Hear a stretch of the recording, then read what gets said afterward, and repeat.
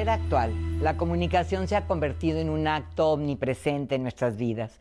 Los seres humanos intercambiamos palabras todo el tiempo, ya sea en interacciones cara a cara o a través de dispositivos digitales, lo que nos ha convertido en verdaderas máquinas generadoras de lenguaje. Diariamente empleamos miles de términos, ya sea de forma oral o escrita, que fluyen en automático. Sin embargo, detrás de esta aparente cotidianeidad se esconde un fenómeno profundo, complejo y asombroso, que pues es el lenguaje. Más allá de su función básica como herramienta de comunicación, la lengua que hablamos y la forma en que lo hacemos moldea nuestra identidad, nuestra percepción del mundo e incluso nuestro estatus social.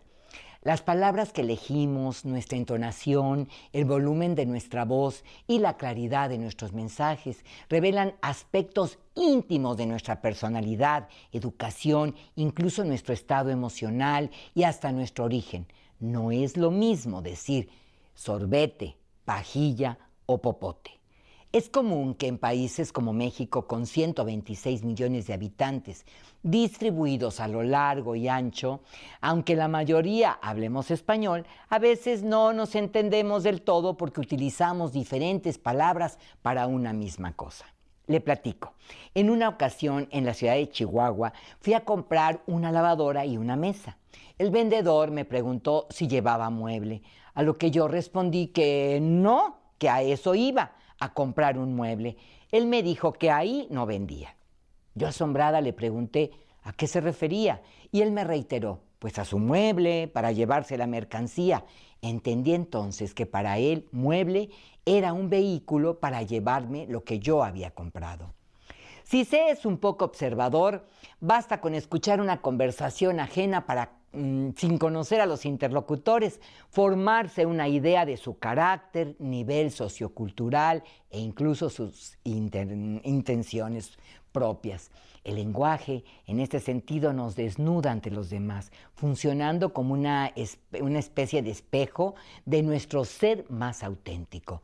A través del habla construimos discursos continuamente en un intento por expresar nuestras ideas, emociones y pensamientos. Sin embargo, por más elocuentes que seamos, las palabras casi nunca logran capturar con total fidelidad la riqueza de nuestro mundo interior.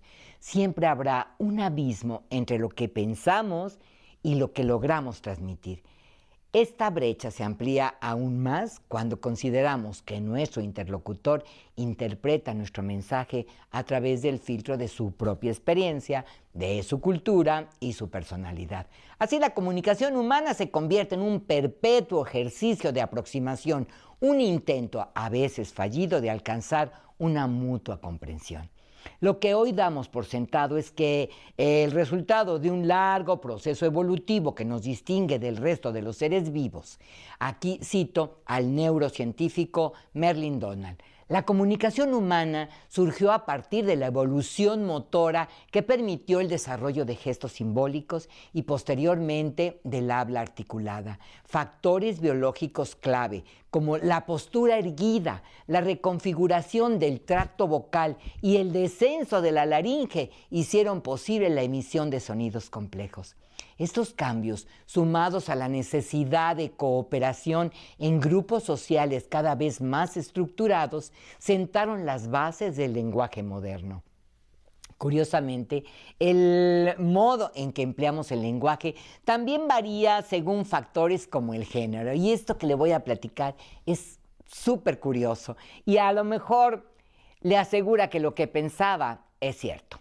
Cito a Jaime Calisto González, investigador de Ciencias Médicas del Hospital de Psiquiatría Juan Ramón de la Fuente. Todo el lenguaje que tenemos y el idioma que se quiera se aprende a través del lado izquierdo del cerebro. Y resulta que las mujeres tienen mayor número de neuronas en esa área que los hombres. El sexo femenino tiene más grande su densidad neuronal en esa zona del cerebro. Las mujeres utilizan al día alrededor de 7,000 palabras más que los hombres.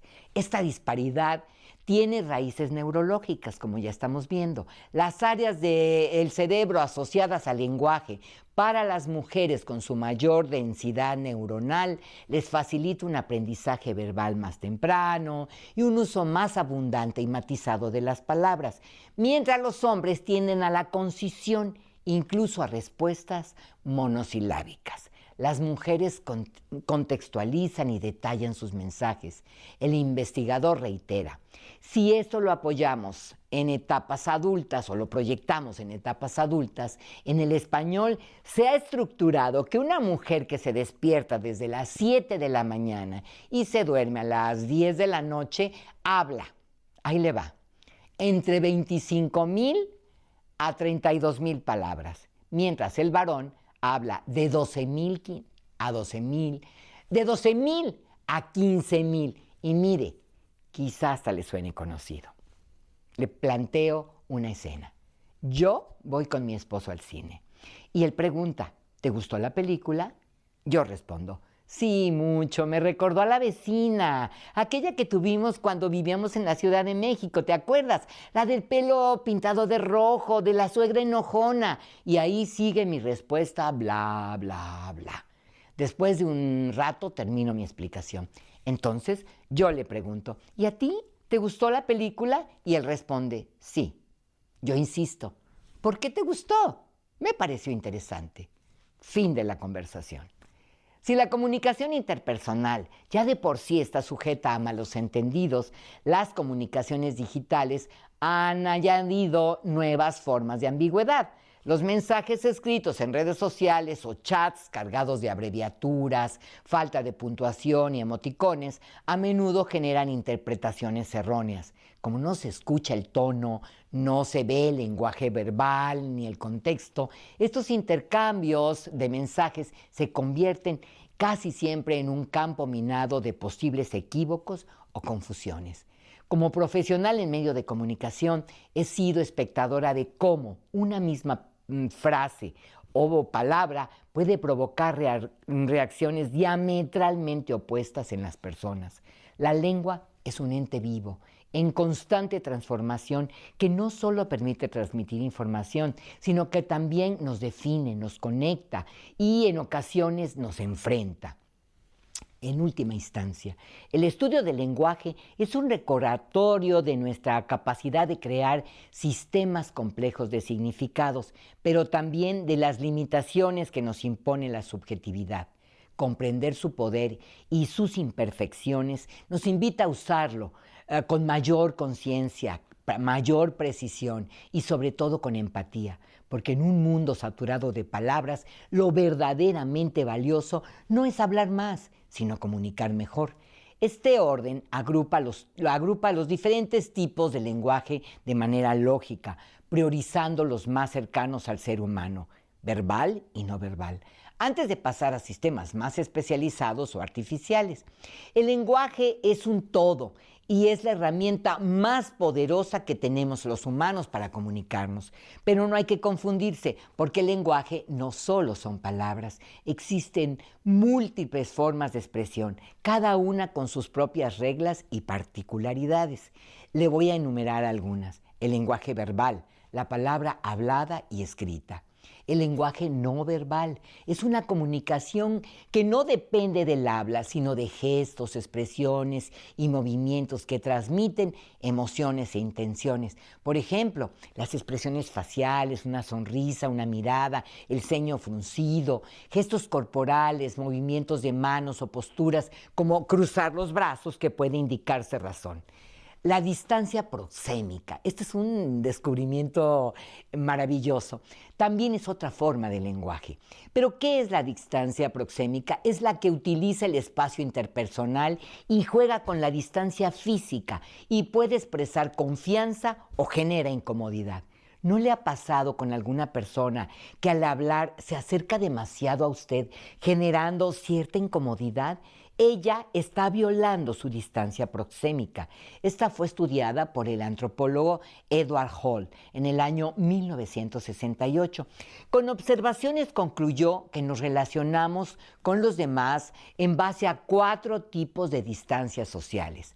La distancia pública va de los 3.5 metros cuando es más cercana y a los 7.25 metros y es la de conferencias o discursos. La distancia personal se sitúa en los 45 centímetros hasta 1.25 metros. Cuando hay 45 centímetros, quiere decir que nos encontramos con la distancia íntima o mínima. Es la típica entre las personas con lazos cercanos, padres, hermanos, parejas y amigos íntimos. Por último, están las distancias culturales. Hay que tener en cuenta que no todas las culturas manejan los mismos patrones de distancias entre las personas. Por ejemplo, en los países europeos del norte, es decir, con todos los nórdicos, las distancias interpersonales son mucho mayores. Las personas están más alejadas. Al contrario que los países europeos del sur, España, Italia, ni hablar de los latinos que enseguida que alguien nos muestra camaradería, ya le estamos poniendo la mano en la espalda. En el extremo opuesto están los asiáticos, que ni siquiera se tocan para saludarse.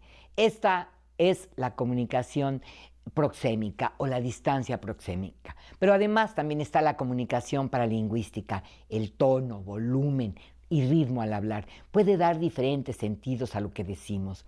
El lenguaje corporal, kinésico. En este el cuerpo habla, es similar al no verbal, pero está centrado en el movimiento corporal como una forma de expresión. Ahí están los bailes y las danzas. El lenguaje de señas, sistemas complejos de comunicación para personas sordas, señas deportivas con las que se dan los gestos para indicar estrategias. Está también el lenguaje visual para el arte en general, imágenes que dicen más que 1000 palabras. Se transmiten a través de colores, símbolos, fotografías y diseños, retratos o incluso memes, señales y símbolos, iconos en aplicaciones y señales de tránsito. Un semáforo, uno ya sabe, el rojo, detenerse, verde, avanzar, amarillo, preventivo. Lenguaje matemático científico, lenguaje artificial con la comunicación con máquinas, sistemas diseñados para interactuar con computadoras y dispositivos digitales. En México, el lenguaje no solo sirve para comunicar, también para jugar, crear complicidad y hasta medir fuerzas en un duelo de ingenio. Esas son las calaveras que se escuchan en temporada de la celebración de Todos los Santos. Y está también el famoso albur. Esta es una forma única de humor verbal, donde las palabras adquieren un segundo sentido, generalmente picante y provocador. Es una muestra de ingenio y creatividad que los mexicanos aplicamos al idioma. Más que un simple chiste, el albur es un arte, una tradición cultural que combina el doble sentido, la improvisación y la habilidad para no dejarse en este juego lingüístico. El albur es un juego de palabras en el que una frase inocente puede tener una connotación sexual o burlona, dependiendo de cómo se interprete. Requiere agilidad mental, requiere conocimiento del lenguaje coloquial y sobre todo malicia, esa picardía característica del mexicano. Mire, en el albur el objetivo no es solo hacer reír, sino demostrar quién es más rápido y ocurrente al responder. En México, el albur no es solo un chiste grosero, sino un rito de interacción, especialmente entre hombres. Se usa en ambientes informales, en el trabajo, en la cantina, en el estadio o hasta en el mercado. Quien no sabe alburear puede quedar fuera de la dinámica social o, peor aún, convertirse en el blanco de las bromas.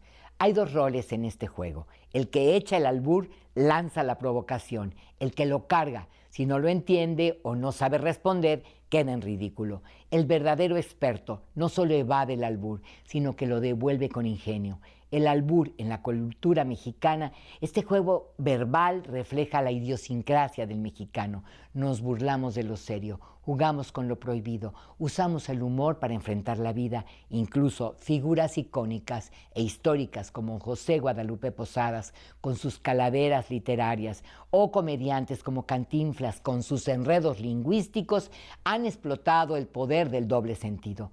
pero ¿es el albur ofensivo o cultural? Si bien el albur puede ser visto como vulgar por algunas personas, por muy mexicanas que sean, es una forma también de inteligencia lingüística. No se trata solo de groserías, sino de dominar, más bien, el idioma con astucia. Claro, hay contextos donde no cabe un albur, pero la cotidianeidad es una muestra de que el español mexicano es vivo, flexible y lleno de humor. Se cree que el ingenioso juego de palabras nació en la época colonial como un juego entre mineros en la zona de Pachuca Hidalgo. El albur es más que un chiste verde, es un deporte mental, una prueba de ingenio, una tradición oral que celebra el poder de las palabras. Quien lo domina, domina también un pedazo del alma mexicana, esa que se ríe de todo, incluso de sí misma. Esto es Palabra de Mujer. Yo, Leti Casillas.